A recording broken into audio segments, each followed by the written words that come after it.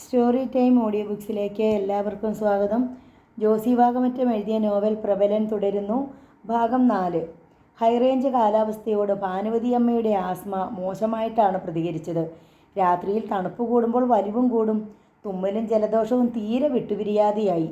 പ്രവീണയ്ക്ക് തോന്നിയിരുന്ന പുതുമയും പെട്ടെന്ന് നശിച്ചു. രാത്രിയിൽ ഒരുതരം ഭീകരത. മനുഷ്യൻ്റെ ഒച്ച കേൾക്കാനില്ല. കാടിൻ്റെ ശബ്ദങ്ങൾ, ചിലപ്പോൾ കുറുക്കന്മാരുടെ ഓരിയിടൽ, കാട്ടുകോഴികൾ കൊക്കിപ്പറക്കുന്ന ശബ്ദങ്ങൾ. രാവിലെ കനത്ത മൂടൽമഞ്ഞ്, വെള്ളത്തിന് കട്ടി കൂടുതൽ, ചർമ്മം വരളുന്നു. മനുഷ്യനെ കാണാനില്ലെന്നതായിരുന്നു പ്രഭാകരൻ്റെ പരാതി. ക്രച്ചസിൽ അത്ര പെട്ടെന്ന് നടന്നു പോകാവുന്ന സ്ഥലമല്ല. കയറ്റവും ഇറക്കവും, വിളിച്ചാൽ വിളി കേൾക്കാൻ ആരുമില്ല. അച്ഛൻ്റെ പരാതി തീർക്കാൻ നരേന്ദ്രൻ ഒരു ദിവസം ജീപ്പിൽ കയറ്റി പൂപ്പാറ ടൗണിൽ കൊണ്ടുപോയി. 1 മൈൽ ദൂരമേയുള്ളൂ. എന്തുകൊണ്ടോ ആ ടൗണും പ്രഭാകരന് പിടിച്ചില്ല. കാശുണ്ടായാൽ നമുക്ക് നാട്ടിലേക്ക് തന്നെ തിരിച്ചു പോകണം, അയാൾ കൂടെ മകനെ ഓർമ്മിപ്പിച്ചുകൊണ്ടിരുന്നു. അങ്ങനെയിരിക്കെ ഒരു ദിവസം ധർമ്മരാജനും കുറച്ച് ആൾക്കാരും വീട്ടിൽ വന്നു. ജീപ്പിൻ്റെ ട്രെയിലറിൽ കയറ്റി അവർ ചില ഉപകരണങ്ങളും കൊണ്ടുവന്നിരുന്നു. ഒഴിഞ്ഞുകിടന്ന മുറിയിലും മച്ചിൻപുറത്തുമായി അത് പെറുക്കി വെച്ചു. കോട കലക്കാനുള്ള വീപ്പകളും വാറ്റുപകരണങ്ങളും അക്കൂട്ടത്തിലുണ്ടായിരുന്നു. ഇതെന്തിനാ ഇവിടെ കൊണ്ടുവയ്ക്കുന്നേ? പ്രഭാകരൻ പരിഭ്രമത്തോടെ ചോദിച്ചു. എല്ലാം ഞാൻ നരേന്ദ്രനോട് പറഞ്ഞിട്ടുണ്ട്, ധർമ്മരാജൻ മറുപടി പറഞ്ഞു. അവർ പോയി. പ്രഭാകരൻ തൻ്റെ മകൻ വരാൻ വേണ്ടി കാത്തിരുന്നു. ചിലപ്പോൾ നരേന്ദ്രന് രാത്രിയിലും ജോലി ഉണ്ടാകാറുണ്ട്. അങ്ങനെയുള്ളപ്പോൾ പിറ്റേന്ന് പകൽ വിശ്രമമായിരിക്കും. രാത്രിയിൽ എന്ത് ജോലിയാണുള്ളതെന്ന് പ്രഭാകരൻ ചോദിച്ചാൽ ചില ദൂരസ്ഥലങ്ങളിൽ ചരക്ക് സപ്ലൈ ചെയ്തു മടങ്ങുമ്പോൾ രാത്രിയായി പോകും എന്നാണ് നരേന്ദ്രൻ്റെ മറുപടി. പ്രഭാകരൻ അതെല്ലാം വിശ്വസിച്ചിരിക്കുകയായിരുന്നു. എന്നാൽ ഇന്ന് വീട്ടിലെത്തിച്ച വാറ്റുപകരണങ്ങൾ കണ്ടപ്പോൾ അയാൾക്ക് എന്തോ പന്തികേട് തോന്നി. രാത്രി 2 മണിയായി നരേന്ദ്രൻ്റെ ജീപ്പ് വീട്ടിലെത്തിയപ്പോൾ. പിറ്റേന്ന് കാലത്ത് 9 മണിക്ക് അവനെ വിളിച്ചുണർത്തി പ്രഭാകരൻ ഇന്നലെ ധർമ്മരാജനും കൂട്ടരും കൊണ്ടുവന്ന് വെച്ച വാറ്റുപകരണങ്ങൾ കാട്ടിക്കൊടുത്തു. ഓ, ഇതിവിടെ തമ്പി മുതലാളിയുടെ എസ്റ്റേറ്റിൽ ആരോ കള്ളവാറ്റ് നടത്തിക്കൊണ്ടിരുന്ന ഉപകരണങ്ങളാണ്. ധർമ്മരാജൻ സാറാ പിടിച്ചത്. പോലീസിൽ അറിയിക്കാതെ മുതലാളി മാപ്പാക്കി വിട്ടു. തൽക്കാലം സൂക്ഷിക്കാൻ വേണ്ടി ഇവിടെ കൊണ്ടുവന്ന് വെച്ചിരിക്കുന്നേയുള്ളൂ. ഇത്രയും വലിയ എസ്റ്റേറ്റിൽ വേറെ ഒരു സ്ഥലമില്ലേടാ ഇത് സൂക്ഷിക്കാൻ. ഇവിടെ സൂക്ഷിച്ചത് കൊണ്ട് എന്താ കുഴപ്പം? അവർ താമസിയാതെ എടുത്തുകൊണ്ട് പോയിക്കോളും. ആ വീപ്പയ്ക്കകത്തൊക്കെ സാധനങ്ങളുണ്ട്. മൂടി പൊക്കി നോക്കിയപ്പോൾ പുളിച്ചു നാറുന്നു. അച്ഛനൊന്നും നോക്കാൻ പോകണ്ട. 2 ദിവസം കഴിഞ്ഞപ്പോൾ ധർമ്മരാജൻ വീണ്ടും വന്നു. ഇത്തവണ കുറേ കന്നാസുകളാണ് അവർ ജീപ്പിലും ട്രെയിലറിലുമായി കൊണ്ടുവന്നത്. 50 ലിറ്ററിൻ്റെയും 25 ലിറ്ററിൻ്റെയും കന്നാസുകളായിരുന്നു. വാറ്റുപകരണങ്ങൾ ഇറക്കി വെച്ച മുറിയിൽ തന്നെ അവർ കന്നാസുകളും വെച്ചു. അതിനുള്ളിൽ എന്താണെന്ന് ചോദിച്ച പ്രഭാകരനോട് വിവരങ്ങളൊക്കെ നരേന്ദ്രനോട് പറഞ്ഞിട്ടുണ്ടെന്നായിരുന്നു മറുപടി.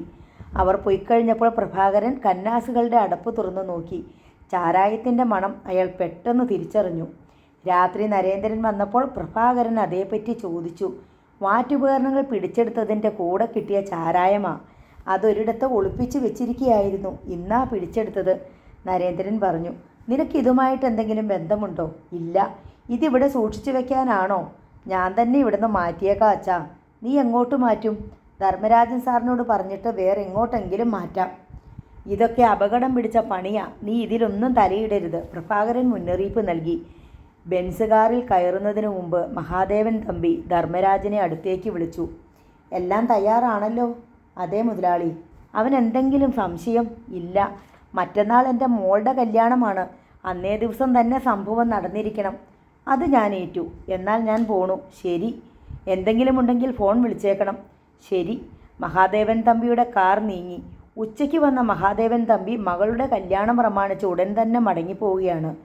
2 രാത്രി കൂടി കടന്നുപോയി. 3-ാം ദിവസം രാവിലെ പതിവില്ലാതെ പേത്തൊട്ടി വരെ മറ്റൊരു ജീപ്പിൽ ധർമ്മരാജൻ നരേന്ദ്രനെ പിന്തുടർന്ന് ചെന്നു. പേത്തൊട്ടിയിൽ നിന്നാണ് വാറ്റുചാരായം കന്നാസുകളിൽ സംഭരിക്കുന്നത്. അന്നത്തെ വിതരണത്തിനുള്ള മദ്യം നിറച്ചുകൊണ്ട് നരേന്ദ്രൻ ശാന്തമ്പാറ വഴി സൂര്യനെല്ലിക്ക് തിരിച്ചു. പെരിയ കനാൽ, ചിന്നക്കനാൽ, സൂര്യനെല്ലി എസ്റ്റേറ്റുകളിലേക്ക് സാധനം സപ്ലൈ ചെയ്ത ശേഷം മടങ്ങി. തിരിച്ച് പൂപ്പാറ എത്തിയപ്പോൾ ധർമ്മരാജനുമായി കണ്ടുമുട്ടി. ധർമ്മരാജൻ ഒരു കവർ അവനെ ഏൽപ്പിച്ചു. തമ്പി മുതലാളി തന്നതാ, നിന്നെ ഏൽപ്പിക്കാൻ പറഞ്ഞു. നരേന്ദ്രൻ കവർ തുറന്നു നോക്കി. ഒരു വെഡ്ഡിംഗ് കാർഡ്. അവനത് വായിച്ചു. ശൈലജയുടെ വിവാഹ ക്ഷണപത്രം. അവൻ്റെ കണ്ണുകൾ മഞ്ഞളിച്ചു. ഇന്നാണ് കല്യാണം, 11:30 മണിക്ക്. ഇനിയും അരമണിക്കൂർ കൂടിയുണ്ട്. മുതലാളി നേരത്തെ കാർഡ് എഴുതി വെച്ചിരുന്നതാ, പക്ഷേ അയക്കാൻ മറന്നു. മിനിഞ്ഞാന്നാണ് എന്നെപ്പോലും ക്ഷണിച്ചത്. എനിക്കിവിടെ കുറച്ച് അർജൻറ്റ് വർക്കുള്ളത് കൊണ്ട് ഞാൻ പോയില്ല. പക്ഷേ നേരത്തെ അറിഞ്ഞിരുന്നെങ്കിൽ നിനക്ക് പോകാമായിരുന്നു. ഒന്നാന്തരം ഒരു സദ്യ നഷ്ടമായി. തമ്പി മുതലാളിയുടെ മകളുടെ കല്യാണം ഉണ്ടെന്ന് പറയുന്നത് തന്നെ ഒരു ബഹുമതിയാ. നരേന്ദ്രൻ നടുങ്ങിത്തെരിച്ച് നിൽക്കുകയായിരുന്നു. അനേക ചിത്രങ്ങൾ കൊള്ളിമീൻ പോലെ അവൻ്റെ മനസ്സിലൂടെ പാഞ്ഞുപോയി. കാട്ടിലൊറ്റപ്പെട്ടു പോയ രാത്രി, പേമാരിയും കൊടുങ്കാറ്റും, ഹൈറേഞ്ച് ഗാർഡനിലെ AC മുറിയും മറയൂർ യാത്രയും, അവൾ തന്ന സമ്മാനങ്ങൾ. ഇനി എത്ര ശ്രമിച്ചാലും അരമണിക്കൂർ കൊണ്ട് മൂവാറ്റുപുഴ എത്താൻ പറ്റില്ലല്ലോ. നീ നേരെ ബൈസൺ വാലിക്ക് പോ നരേന്ദ്ര, ചരക്ക് എത്തിച്ചു കൊടുക്കണ്ടേ, ധർമ്മരാജൻ പറഞ്ഞു. അതിനുശേഷം അയാൾ റോഡരികിൽ നിർത്തിയിട്ടിരുന്ന ജീപ്പിൽ ചെന്ന് കയറി. ജീപ്പ് ശരം വിട്ടതുപോലെ പാഞ്ഞു. നരേന്ദ്രൻ തളർന്ന സ്റ്റിയറിംഗ് വീലിലേക്ക് തല ചായ്ച്ചു. എത്ര നേരം അങ്ങനെ ഇരുന്നുവെന്ന് അവന് തന്നെ നിശ്ചയമില്ലായിരുന്നു. ബൈസൺ വാലിയിലും കുഞ്ചിത്തണ്ണിയിലും ചരക്കെത്തിച്ചിട്ട് ജീവച്ചവം പോലെ അവൻ വീട്ടിലേക്ക് മടങ്ങി. വീട്ടിലെത്തിയപ്പോൾ കണ്ട കാഴ്ച അവനെ നടുക്കി. വീട്ടിലും പരിസരത്തും നിറയെ പോലീസ്. ആദ്യത്തെ നടുക്കം അവസാനിക്കും മുമ്പേ നരേന്ദ്രന് ഓർമ്മ വന്നത് ജീപ്പിനകത്തിരിക്കുന്ന ചരക്കിനെക്കുറിച്ചാണ്. ഒരു കന്നാസ് ബാക്കിയിരിപ്പുണ്ട്. തലക്കുളത്ത് കൊടുക്കേണ്ട സാധനമാണ്. അവിടെ ചെന്നപ്പോൾ വാങ്ങാനുള്ള ആൾ സ്ഥലത്തില്ല. സാധനം എടുത്ത് ഏലക്കാട്ടിൽ എറിഞ്ഞാലോ എന്ന് ആലോചിക്കുമ്പോഴേക്കും പോലീസ് ജീപ്പ് വളഞ്ഞു കഴിഞ്ഞു. ശാന്തമ്പാറ പോലീസ് സ്റ്റേഷനിലെ SIയും പോലീസുകാരുമാണെന്ന് കണ്ടപ്പോൾ നരേന്ദ്രന് അല്പം ആശ്വാസം തോന്നി. SI മാർക്കോസിന് അവന് പരിചയമുണ്ട്. മാസപ്പൊടി കൊടുക്കാൻ സ്റ്റേഷനിൽ ചെന്നിട്ടുമുണ്ട്. ജീപ്പേന്ന് ഇറങ്ങടാ, മാർക്കോസ് ആജ്ഞാപിച്ചു. സാറിന് എന്നെ മനസ്സിലായില്ലേ? ഞാൻ നരേന്ദ്രനാ സാറേ, തമ്പി മുതലാളിയുടെ. ഇങ്ങോട്ട് ഇറങ്ങടാ കഴിവേറുടെ മോനെ, അലറിക്കൊണ്ട് SI മാർക്കോസ് അവൻ്റെ കോളറിൽ കുത്തിപ്പിടിച്ച് ഡ്രൈവിംഗ് സീറ്റിന് പുറത്തേക്ക് വലിച്ചിയാടിച്ചു. സാറേ, ഞാൻ വെള്ളിക്കുളം മഹാദേവൻ തമ്പി മുതലാളിയുടെ ആരാടാ നീ? അളിയനോ അതോ മരുമകനോ? ഞാൻ സാറിനെ സ്റ്റേഷനിൽ വന്ന് കണ്ടിട്ടുണ്ട്. പടുക്കം പൊട്ടുന്ന ഒച്ചയിൽ നരേന്ദ്രൻ്റെ ചെകിട്ടത്ത് അടി വീണു. ഏത് സ്റ്റേഷനിലാടാ നായിൻ്റെ മോനെ? റെയിൽവേ സ്റ്റേഷനിലോ അതോ കംഫർട്ട് സ്റ്റേഷനിലോ? കാര്യങ്ങൾ താൻ ഉദ്ദേശിച്ചതുപോലെ അല്ലെന്ന് നരേന്ദ്രന് മനസ്സിലായി. SIക്ക് തന്നെ അറിയില്ല എന്നാണ് ആദ്യം കരുതിയത്. പക്ഷേ അയാൾ അറിയില്ലെന്ന് ഭാവിക്കുകയാണ്. ജീപ്പിനകത്ത് സാധനം വല്ലതും ഉണ്ടോയെന്ന് നോക്ക്, SI പോലീസുകാരോട് നിർദ്ദേശിച്ചു. അവർ ജീപ്പ് പരിശോധിച്ചു. അതിലുണ്ടായിരുന്ന ഒരു കന്നാസ് വാറ്റുചാരായം പുറത്തേക്കെടുത്തു. അതിൻ്റെ അടപ്പ് തുറന്ന് നോക്കിയ ശേഷം ഒരു കോൺസ്റ്റബിൾ വെളിപ്പെടുത്തി, ഇതിനകത്തും മറ്റവനാ സാർ. SI മാർക്കോസ് നരേന്ദ്രനെ കോളറിൽ പിടിച്ച് വീട്ടുവരാന്തയിലേക്ക് കൊണ്ടുപോയി. മുറിക്കുള്ളിൽ ഒരിടത്ത് ഭയന്ന് വിറച്ച് നിൽപ്പുണ്ട് പ്രഭാകരനും പ്രവീണയും ഭാനുമതി അമ്മയും. ഉഴുതുമറിച്ചിട്ടതുപോലെ കിടക്കുകയാണ് വീട്. സകല സാധന സാമഗ്രികളും തട്ടിമറിച്ച് വലിച്ചെറിഞ്ഞ പോലെ കിടക്കുന്നു. SI മാർക്കോസ് നരേന്ദ്രനെ ഒരു മുറിയിലേക്ക് കൊണ്ടുപോയി. അവിടെയാണ് വാറ്റുചാരായത്തിൻ്റെ കന്നാസുകളും വാറ്റുപകരണങ്ങളും സൂക്ഷിച്ചു വെച്ചിരിക്കുന്നത്. ഈ കന്നാസുകളിൽ ഇരിക്കുന്ന ചാരായം നിൻ്റെ അല്ലേടാ? SI മാർക്കോസ് ചോദിച്ചു. അല്ല സാറേ. ഈ ഇരിക്കുന്ന വാറ്റുപകരണങ്ങൾ നിൻ്റെ സ്വന്തമല്ലേടാ? അല്ല. പിന്നെ ആരുടെയാണ്ടാ കഴിവറുടെ മോനെ? വീണ്ടും ചെകിട്ടത്ത് പടക്കം പൊട്ടുന്ന പോലുള്ള അടി. കണ്ണിലെ ഇരുട്ട് മാഞ്ഞപ്പോൾ നരേന്ദ്രൻ പറഞ്ഞു, എല്ലാം തമ്പി മുതലാളിയുടെയാ സാറേ. ധർമ്മജൻ സാറാ ഇതെല്ലാം ഇവിടെ കൊണ്ടുവന്ന് വെച്ചത്. പിടിച്ചെന്ന് കണ്ടപ്പോൾ മാന്യന്മാരെ കൂടി ഈ കേസിൽ കക്ഷി ചേർക്കാൻ നോക്കുവാണോടാ നായെ? സ്വന്തമായിട്ട് എസ്റ്റേറ്റുള്ള മഹാദേവൻ തമ്പിക്ക് ചാരായം മാറ്റേണ്ട കാര്യമെന്താടാ? അഥവാ മാറ്റിയാലും അത് നിൻ്റെ വീട്ടിലാണോടാ കൊണ്ടുവന്ന് സൂക്ഷിക്കുന്നത്? എസ്റ്റേറ്റിൽ ഇഷ്ടം പോലെ കെട്ടിടങ്ങളും ഗോഡൗണുകളുള്ള തമ്പി മുതലാളിക്ക് അത്ര ഗതികേടുണ്ടോടാ? സാറിന് എന്തെങ്കിലും സംശയമുണ്ടെങ്കിൽ ധർമ്മരാജൻ സാറിനോട് ചോദിച്ചു നോക്കാം. ഏത് ധർമ്മരാജൻ? ആരാ അയാൾ? ഏത് നാട്ടുകാരൻ? ആ ചോദ്യത്തിന് മുമ്പിൽ നരേന്ദ്രൻ അന്തം വിട്ടു. അല്ലെങ്കിൽ പാമ്പ് യോഹന്നാനോട് ചോദിച്ചാൽ? പാമ്പ് യോഹന്നാനോ? അയാൾ ആരാ? സർപ്പയജ്ഞം നടത്തുന്നവനാണോ അതോ പാമ്പ് പിടുത്തക്കാരനോ? നരേന്ദ്രൻ പിന്നെ ശബ്ദിച്ചില്ല.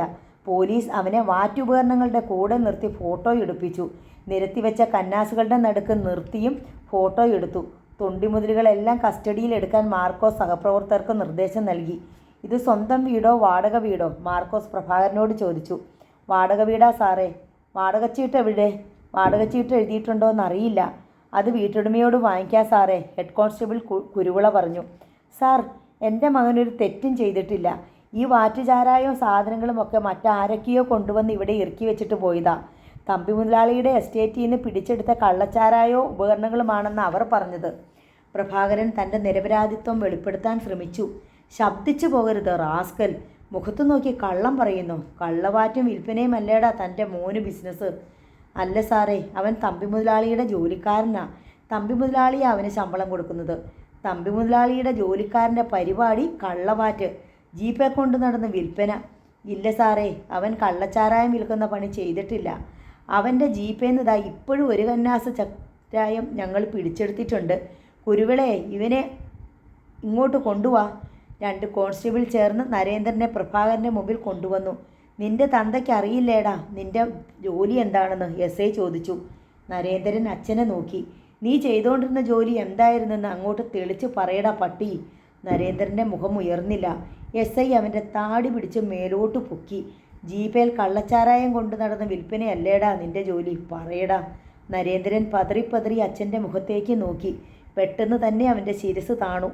സൂര്യനെല്ലി മുതൽ ചെമ്മണ്ണാറ് വരെയുള്ള പ്രദേശങ്ങളിൽ ഇവനാണ് കള്ളച്ചാരായം വിതരണം ചെയ്തുകൊണ്ടിരുന്നത്, SI മാർക്കോസ് പറഞ്ഞു.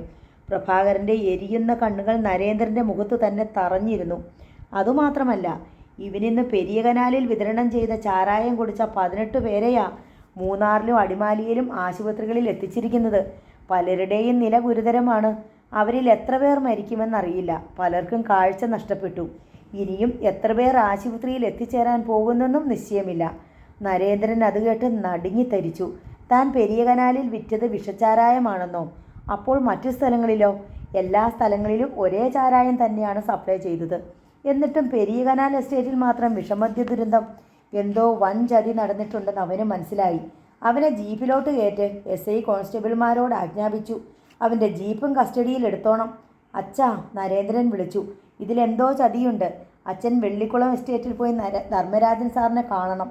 കാണാൻ പറ്റിയില്ലെങ്കിൽ രാജകുമാരിയിൽ ചെന്ന് പാമ്പ് യോഹന്നാനെ കണ്ടാലും മതി. പാമ്പ് യോഹന്നാൻ്റെ വീടേതാണെന്ന് ചോദിച്ചാൽ ആരെങ്കിലും കാണിച്ചു തരും. അങ്ങോട്ട് നടക്കടാ. കുരുവിള അവൻ്റെ കഴുത്തിന് പിടിച്ച് തള്ളി. നെഞ്ചത്ത് കൈത്തലം രണ്ടും അമർത്തി നിലവിളിക്കാൻ ഭാവിച്ച പോലെ നിൽക്കുകയാണ് അമ്മ. നരേന്ദ്രൻ അമ്മയുടെ നേർക്ക് തിരിഞ്ഞു നിന്നു. അമ്മ പേടിക്കണ്ട കേട്ടോ, ഞാനിങ്ങ് തിരിച്ചു വരും. തമ്പി മുതലാളി ഒന്ന് ഫോൺ വിളിച്ചാൽ തീരുന്ന പ്രശ്നമേയുള്ളൂ. ഭാനുമതി അമ്മ എൻ്റെ മോനെ എന്നൊന്ന് നിലവിളിച്ചെങ്കിലും അതിന് ശബ്ദമുണ്ടായില്ല. കരഞ്ഞുകൊണ്ട് നിന്ന പ്രവീണയോടും അവൻ പറഞ്ഞു, അമ്മയെ സമാധാനിപ്പിച്ചേക്കണം കേട്ടോടി, അല്ലാതെ കരഞ്ഞു കാണിച്ച അമ്മയുടെ വിഷമം കൂട്ടരുത്. പ്രവീണ കണ്ണീരോടെ തലയാട്ടി. എന്നെ എപ്പോൾ കൊണ്ടുപോയാലും ശരി, നാളെയോ മറ്റന്നാളോ ഞാനിങ്ങ് വരും. മതിയട യാത്ര പറച്ചിൽ. കുരുവിള പിന്നെയും അവന് തള്ളി നീക്കി. വരാന്തിയിൽ നിന്നിറങ്ങുമ്പോൾ നരേന്ദ്രൻ തിരിഞ്ഞ് അമ്മയെയും പ്രവീണയെയും നോക്കി. അതായിരുന്നു അവരുടെ അവസാനത്തെ കൂടിക്കാഴ്ച. കുരുവിളയും മറ്റു 2 പോലീസുകാരും കൂടി അവനെ പോലീസ് ജീപ്പിൻ്റെ പിറകിൽ കയറ്റിയിരുത്തി. അല്പം കഴിഞ്ഞപ്പോൾ SI മാർക്കോസും വന്ന് കയറി. ഹെഡ് കോൺസ്റ്റബിൾ അനന്തംപിള്ളയും 2 കോൺസ്റ്റബിൾമാരും മഹസർ തയ്യാറാക്കുന്നതിനായി അവിടെ തന്നെ നിന്നു. ജീപ്പിൽ വെച്ച് നരേന്ദ്രനോട് ആരും സംസാരിച്ചില്ല. ശാന്തമ്പാറ സ്റ്റേഷനിലെത്തിയ ഉടനെ മാർക്കോസ് നരേന്ദ്രനെ ലോക്കപ്പിൽ അടയ്ക്കാൻ പറഞ്ഞു. തൊപ്പി തൻ്റെ മുറിയിലെ മേശപ്പുറത്ത് വെച്ച ശേഷം മാർക്കോസ് വാച്ചും അഴിച്ചു വെച്ചു. അനന്തരം അയാൾ ലോക്കപ്പ് മുറിയിലെത്തി. അതിനകം കുരുവിള നരേന്ദ്രൻ്റെ മുണ്ടും ഷർട്ടും അഴിച്ചു വാങ്ങിയിരുന്നു. ബനിയനും ജട്ടിയും പാത്രം ധരിച്ച് നരേന്ദ്രൻ ലോക്കപ്പിനുള്ളിൽ ചൂളിക്കൂടി നിന്നു. ഞാൻ നിന്നെയൊന്ന് പെരുമാറാൻ പോവുക. കള്ളവാറ്റ് നടത്തി വിഷമദ്യമാക്കി വിറ്റ് മനുഷ്യരെ കൊല്ലുന്ന കാലനല്ലേടാ നീ. നരേന്ദ്രൻ അയാളുടെ നേർക്ക് കൈകൂപ്പി. സാറിനെ എല്ലാം അറിയാമല്ലോ. ആരുടെ ചാരായമാണ് ഞാൻ സപ്ലൈ ചെയ്യുന്നതെന്നും അതാര് പറഞ്ഞിട്ടാണെന്നും ഞാൻ ആരുടെ കീഴിലാണ് ജോലി ചെയ്യുന്നതെന്നും എല്ലാം. ഇല്ലടാ, എനിക്കൊന്നും അറിയാൻ വയ്യ. സാറിന് എന്നെ അറിയില്ലേ? ഞാൻ 2 തവണ സ്റ്റേഷനിൽ വന്ന് സാറിനെ കണ്ടിട്ടുണ്ട്. തമ്പി മുതലാളി തന്നുവിട്ട കവർ ഏൽപ്പിച്ചിട്ടുമുണ്ട്. അറിയാവുന്ന പോലീസുകാരൻ 2 ഇടി കൂടുതൽ ഇടിക്കുമെന്നല്ലേടാ പഴഞ്ചൊല്ല്. അത് വെറുതെ പതിരാക്കണ്ട. SI മാർക്കോസ് ലോക്കപ്പിൻ്റെ അഴിവാതിലടച്ചു.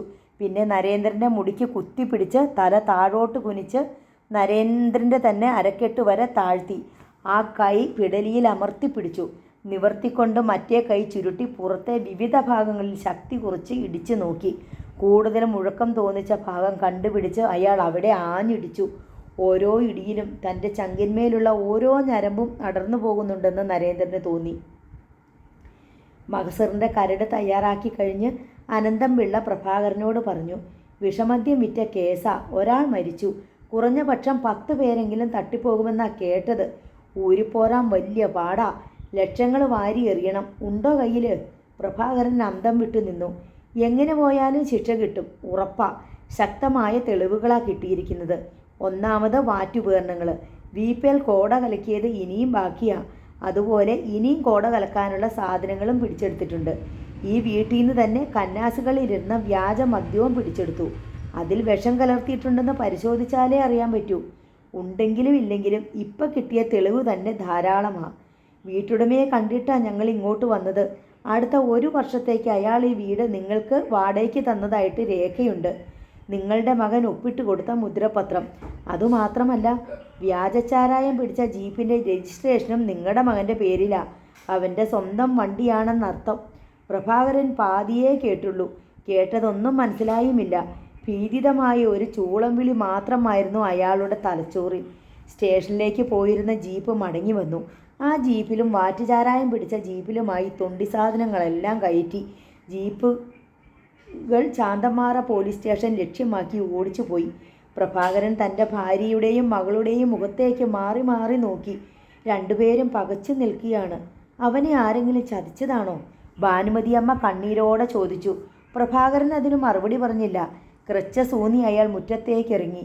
കാട്ടിലെ ഘനസാന്ദ്രമായ ഇരുട്ടിലേക്ക് തുറച്ചു നോക്കി അയാൾ മുറ്റത്തിൻ്റെ വിളിമ്പിൽ ചെന്നു നിന്നു. എന്തെങ്കിലും ചെയ്യണ്ടായോ? ഭാനുമതിയമ്മയും മുറ്റത്തേക്ക് ഇറങ്ങിച്ചെന്നു. ഞാൻ എന്തു ചെയ്യും ഈ രാത്രിയിൽ? ഈ ഒറ്റക്കാലൻ എവിടം വരെ പോകും? പ്രഭാകരൻ്റെ തൊണ്ടയിടറി.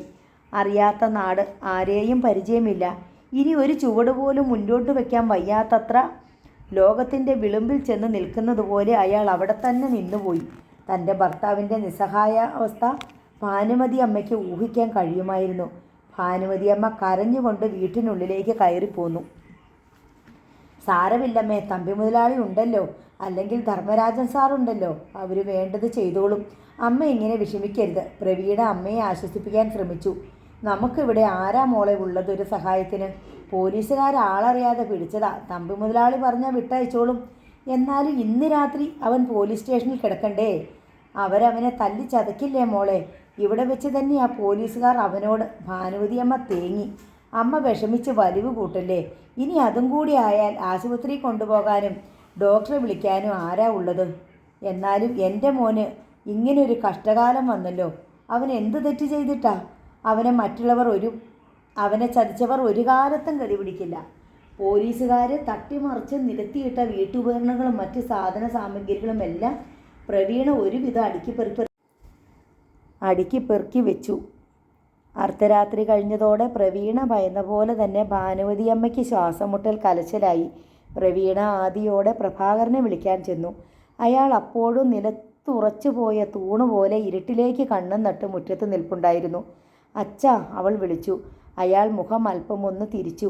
അമ്മയ്ക്ക് വലിവ് കൂടുതലാ. പ്രഭാകരൻ ഒന്നും പറഞ്ഞില്ല. പ്രവീണ വീട്ടിനുള്ളിലേക്ക് പോന്നു. അവൾ വെള്ളം തിളപ്പിച്ച് അമ്മയുടെ പുറത്തും നെഞ്ചിലും ആവി പിടിച്ചു. ശ്വാസം മുട്ടലിന് നേരിയ ശമനം കണ്ടു.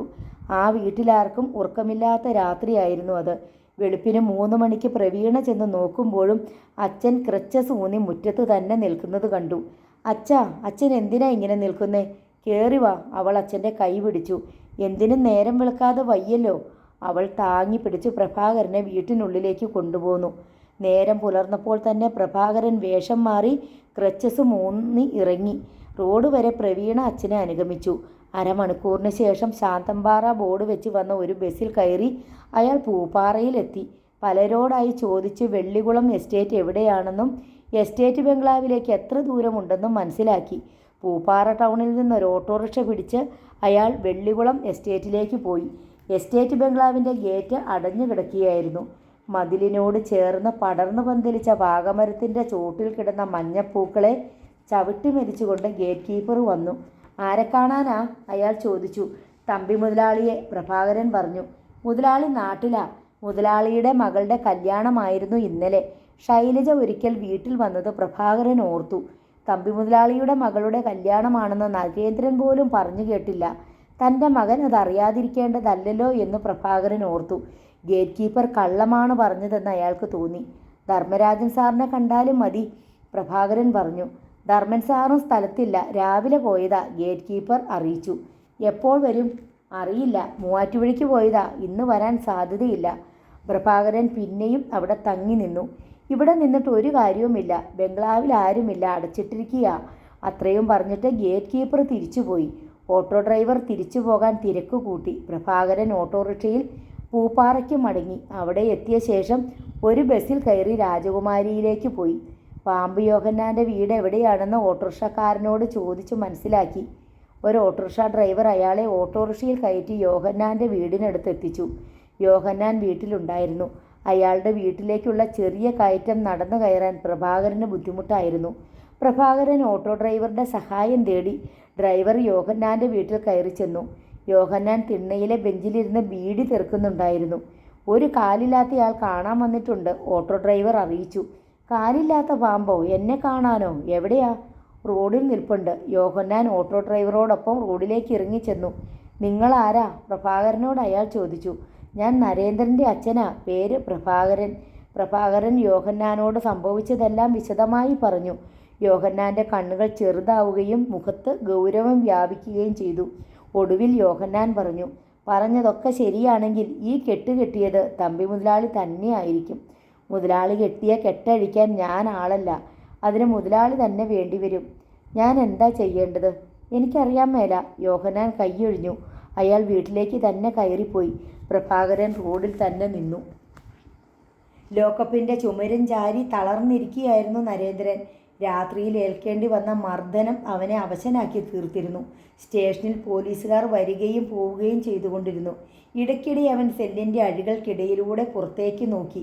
തന്നെ രക്ഷിക്കാൻ ആരെങ്കിലും വരാതിരിക്കില്ല എന്ന് തന്നെ അവൻ കരുതി. ഒന്നുകിൽ ധർമ്മരാജൻ, അല്ലെങ്കിൽ തമ്പി മുതലാളിയുടെ ഒരു ഫോൺ കോൾ. അവർ ഇതിനകം വിവരങ്ങളെല്ലാം അറിഞ്ഞിട്ടുണ്ടാവണം. അച്ഛൻ രാവിലെ തന്നെ ധർമ്മജനെയോ തമ്പി മുതലാളിയെയോ ചെന്ന് കണ്ടിട്ടുണ്ടായിരിക്കുമെന്ന് അവന് ഉറപ്പായിരുന്നു. പോലീസ് സ്റ്റേഷനിലെ ഫോൺ ഓരോ തവണ ശബ്ദിക്കുമ്പോഴും അവൻ പ്രത്യാശയോടെ കാതോർത്തു. 10:30 മണിയായപ്പോൾ SI മാർക്കോസ് എത്തി മുണ്ടും ഷർട്ടും ഇടിപ്പിച്ച് നരേന്ദ്രനെ പുറത്തിറക്കാൻ അയാൾ ആജ്ഞാപിച്ചു. പോലീസുകാരൻ നരേന്ദ്രനെ ലോക്കപ്പിന് വെളിയിലിറക്കി. നിന്നെ തെളിവെടുപ്പിന് കൊണ്ടുപോവുകയാ, ഹെഡ് കോൺസ്റ്റബിൾ കുരുവിള പറഞ്ഞു. കോൺസ്റ്റബിൾമാർ കൈവിലങ്ങോടെ നരേന്ദ്രനെ ജീപ്പിൽ കയറ്റി. SI മാർക്കോസും ജീപ്പിൽ കയറി. പെരിയ കനാൽ എസ്റ്റേറ്റിലേക്കായിരുന്നു യാത്ര. വ്യാജച്ചാരായം വിറ്റ ആളെ കൊണ്ടുവന്നിട്ടുണ്ടെന്നറിഞ്ഞ പെരിയ കനാലിലെ വലിയൊരാൾക്കൂട്ടം ജീപ്പ് തടഞ്ഞ് നരേന്ദ്രനെതിരെ ആക്രമണത്തിന് മുതിർന്നു. അക്രമികളെ തടയാൻ പോലീസിന് ലാത്തിചാർജ് വേണ്ടിവന്നു. നരേന്ദ്രൻ കൊടുത്ത മദ്യം വാങ്ങി സപ്ലൈ ചെയ്ത ഏജന്റിനെ പോലീസ് പിടികൂടിയിട്ടുണ്ടായിരുന്നു. നരേന്ദ്രൻ തന്ന മദ്യമാണ് താൻ വിതരണം ചെയ്തതെന്ന് അയാൾ പോലീസിനോട് സമ്മതിച്ചു. നരേന്ദ്രൻ മദ്യവിതരണം നടത്തിയ മറ്റ് സ്ഥലങ്ങളിലും പോലീസ് പോയി തെളിവ് ശേഖരിച്ചു. സൂര്യനെല്ലി, ചിന്നക്കനാൽ, ആനയിറങ്ങൽ, പൂപ്പാറ, ശാന്തമ്പാറ, കുളപ്പാറച്ചാൽ, ബൈസൺ വാലി, പേത്തൊട്ടി, നെന്മാർ, ഗൂഡൻപാറ, ഉടുമ്പൻചോല, ചെമ്മണ്ണാർ, രാജാക്കാട്, രാജഗിരി തുടങ്ങിയ സ്ഥലങ്ങളിലായിരുന്നു അവ. മുൻകൂട്ടി അറിവ് കിട്ടിയതിനാൽ യോഹന്നാൻ അടക്കം വ്യാജമദ്യ വിതരണത്തിൻ്റെ ഏജന്റുമാരെല്ലാം ഒളിവിൽ പോയിരുന്നു. അവർക്കെതിരെ തെളിവുകളൊന്നും ഉണ്ടായിരുന്നില്ല. അവരെ പിടികൂടാനോ തെളിവുകൾ ശേഖരിക്കാനോ പോലീസ് ഉത്സാഹിച്ചതുമില്ല. നരേന്ദ്രൻ ആ സ്ഥലങ്ങളിലെല്ലാം മദ്യവിതരണം നടത്തിയിരുന്നു എന്നുള്ളതിന് വേണ്ടത്ര തെളിവുകൾ കിട്ടണമെന്നേ ഉണ്ടായിരുന്നുള്ളൂ പോലീസിന്. തെളിവുകൾക്കിടയിൽ ഒരു കാര്യം നരേന്ദ്രന് വ്യക്തമായി. ഒരാൾ മാത്രമേ വിഷമദ്യം കഴിച്ച് മരിച്ചിട്ടുള്ളൂ. പെരിയ കനാലിൽ വിറ്റ മദ്യത്തിൽ മാത്രമേ വിഷം കലർന്നിട്ടുള്ളൂ. മറ്റൊരിടത്ത് ഒരു കുഴപ്പവുമില്ല. ഒരു വലിയ ചതി നടന്നിട്ടുണ്ട്. ആരാണ് ചതിച്ചതെന്നറിയില്ല. ധർമ്മരാജനാണോ അതോ പെരിയ കനാലിലെ ഏജന്റോ? താൻ കൊടുത്ത മദ്യത്തിന് പുറമെ അയാൾ മറ്റെന്തെങ്കിലും വിഷച്ചാരായം കൂടി വിതരണം ചെയ്തതാണോ?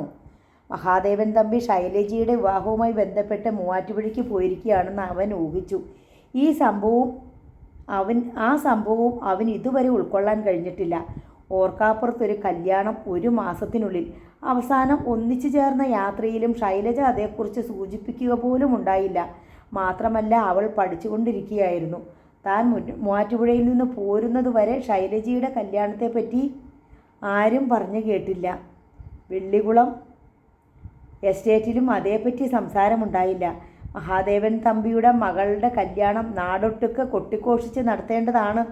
തമ്പി മുതലാളിയുടെ കീഴിലുള്ള എല്ലാ സ്ഥാപനങ്ങളിലെയും തൊഴിലാളികൾ മുൻകൂട്ടി അറിയിക്കേണ്ടതാണ്. പക്ഷേ കല്യാണനാൾ വരെ മൂന്നാറിൽ ആരും അതറിഞ്ഞിട്ടില്ല. അറിഞ്ഞത് ധർമ്മരാജൻ മാത്രം. ഒരുപക്ഷെ അയാൾ വെറുതെ പറഞ്ഞതായിരിക്കും.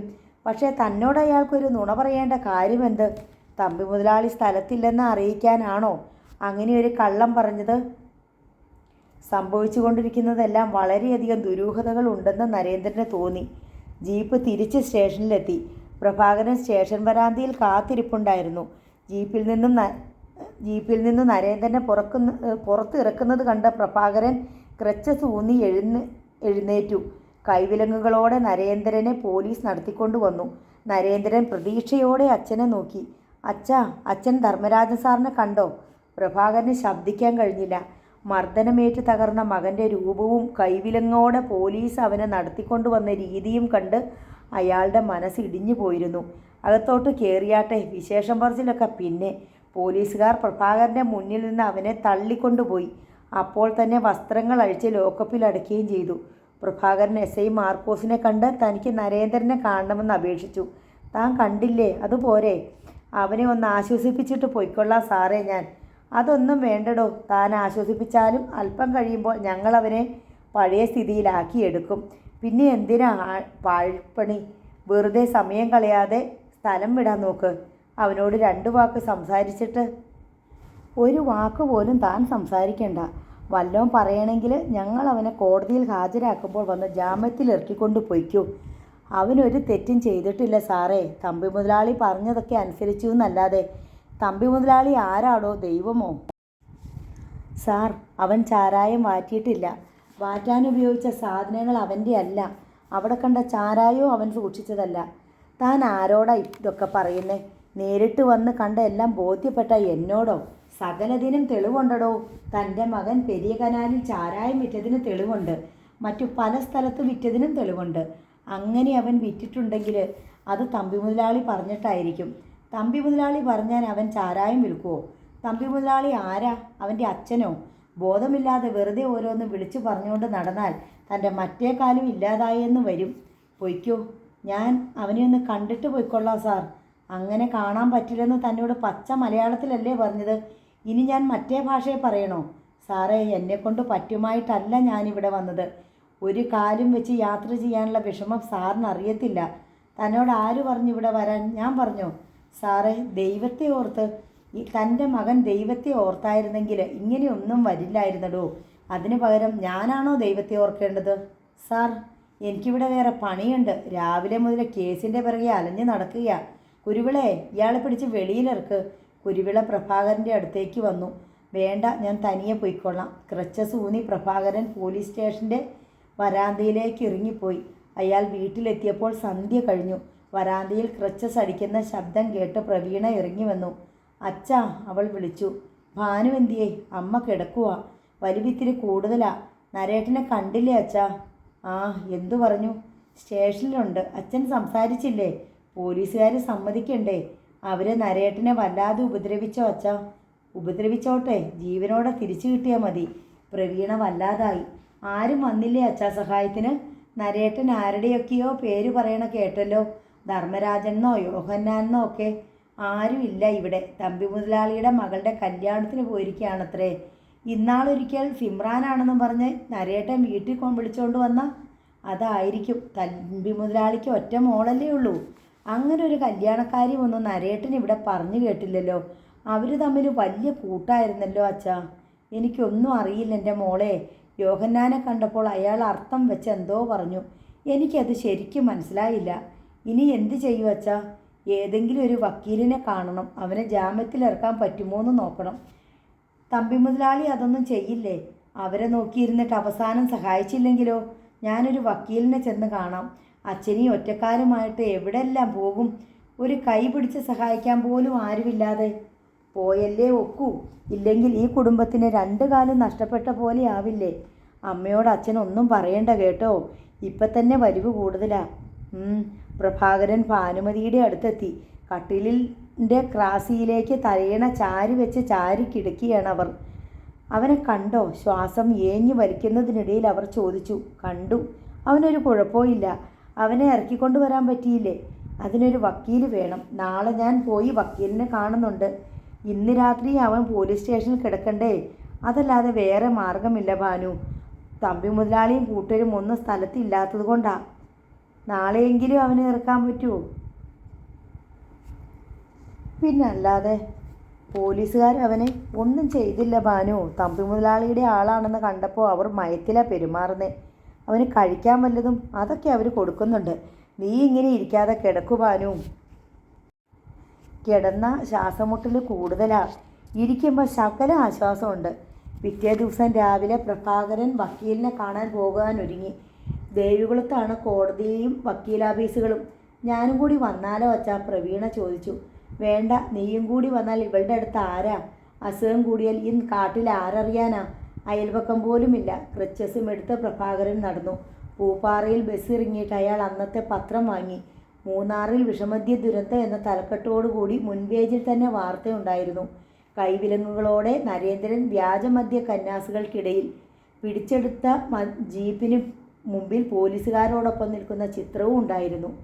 പ്രഭാകരന് താൻ കുഴഞ്ഞു വീണേക്കുമെന്നും തോന്നി. തൻ്റെ ശരീരം താങ്ങാൻ ഈ ക്രച്ചസുകൾ പോരെന്നും. ദേവികുളത്തേക്കുള്ള ബസ് വന്നപ്പോൾ പ്രഭാകരൻ അതിൽ കയറി ദേവികുളത്തെത്തി. പലരോടും തിരക്കി. വക്കീൽ ഓഫീസുകൾ സ്ഥിതി ചെയ്യുന്ന സ്ഥലം കണ്ടുപിടിച്ചു. ആദ്യം കണ്ട വക്കീൽ ഓഫീസിലേക്ക് തന്നെ കയറി ചെന്നു. അഡ്വക്കേറ്റ് അബ്ദുൾ അസീസിൻ്റെ വക്കീൽ ഓഫീസായിരുന്നു അത്. വക്കീൽ എത്തിച്ചേർന്നിട്ടുണ്ടായിരുന്നു. പ്രഭാകരൻ തൻ്റെ മകനുണ്ടായ ദുരന്തം മുഴുവൻ അഡ്വക്കേറ്റിനെ വിവരിച്ച് കേൾപ്പിച്ചു. ഈ കേസ് ഞാനെടുക്കാം, പക്ഷെ ജാമ്യം കിട്ടുന്ന കാര്യം സംശയത്തിലാണ്, അഡ്വക്കേറ്റ് അസീസ് അറിയിച്ചു. കോടതിയിൽ ഹാജരാക്കുമ്പോൾ ജാമ്യം കിട്ടണമെന്നില്ല. ഇടപിരിച്ച് നോക്കിയാൽ കേസ് പലതാ. വ്യാജമദ്യം നിർമ്മിക്കൽ, അതിനുള്ള ഉപകരണം കൈവശം വയ്ക്കൽ, വ്യാജമദ്യം കൈവശം സൂക്ഷിക്കൽ, വ്യാജമദ്യം വിൽക്കുന്നത് മറ്റൊരു വകുപ്പ്, വിഷം കലർന്ന് വ്യാജമദ്യം കൊടുത്ത് ജീവഹാനി വരുത്തിയത് കൊലപാതകത്തിൻ്റെ വകുപ്പിൽപ്പെടും. പ്രഭാകരൻ്റെ പ്രതീക്ഷകൾ അസ്തമിച്ചു. സാർ, തമ്പി മുതലാളി തിരിച്ചെത്തിയാൽ വേണ്ട പോലെ സഹായിക്കും. മുതലാളിക്ക് ഈ പ്രദേശത്തെ പോലീസുകാരെ ഉദ്യോഗസ്ഥരെ എല്ലാം നല്ല പരിചയമാണ്. അസീസ് ഒന്ന് ചിരിച്ചു. നിങ്ങൾ ഇതുവരെ പറഞ്ഞിടത്തോളം സത്യമാണെങ്കിൽ തമ്പി മുതലാളി തന്നെ ആയിരിക്കണം നിങ്ങളുടെ മകനെ ചതിച്ചത്. ഞാനൊരു ഊഹം പറഞ്ഞതേ ഉള്ളൂ. നാട്ടിലെ സ്ഥലം വിറ്റ് ഇങ്ങോട്ട് പോരാൻ പ്രേരിപ്പിക്കുക, ഉദ്യോഗക്കയറ്റം നൽകുന്നു എന്ന വ്യാജേന വ്യാജമദ്യ വിതരണത്തിൻ്റെ ചുമതല ഏൽപ്പിച്ചു കൊടുക്കുക, വ്യാജപാറ്റിനുള്ള ഉപകരണങ്ങളും വ്യാജമദ്യവും നിങ്ങളുടെ വാടക വീട്ടിൽ കൊണ്ടുവന്ന് സൂക്ഷിക്കുക, പോലീസ് നിങ്ങളുടെ മകനെ പിടികൂടുക.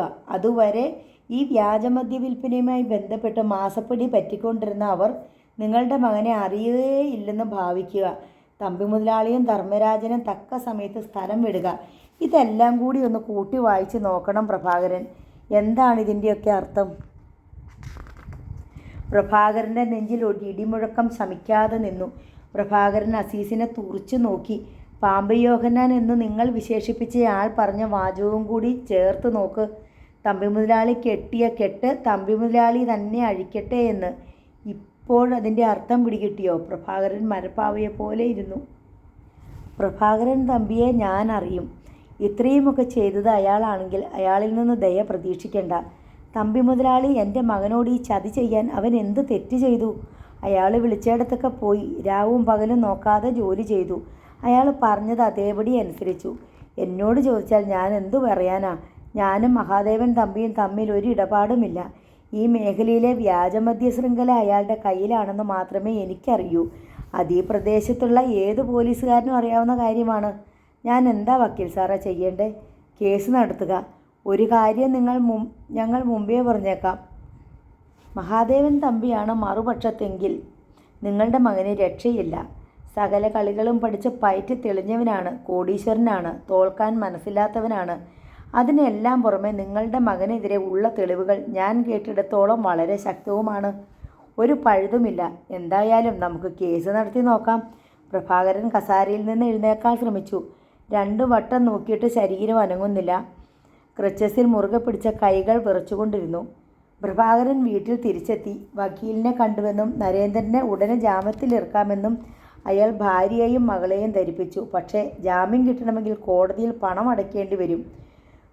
കൂടാതെ ആൾജാമ്യവും വേണ്ടിവരും. ആൾജാമ്യത്തിന് ആരെയെങ്കിലും ഏർപ്പാടാക്കണം.